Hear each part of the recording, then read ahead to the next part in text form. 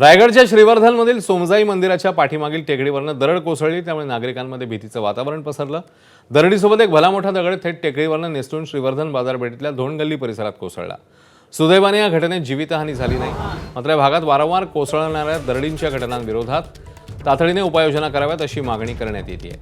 वरवणे गावातल्या नागरिकांना माळीण, तळीये आणि इर्शाळवाडी घटनेची पुनरावृत्ती होण्याची भीती सतावते। गावात 2 वेळा भूस्खलन झाल्यानं स्थलांतर करण्यासाठी गावकऱ्यांनी प्रशासनाकडे विनंती केली आहे।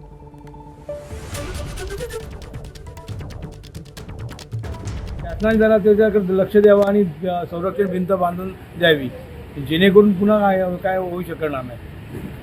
अतिवृष्टीमुळे आणखीन काहीतरी जीवितहानी होऊ शकते।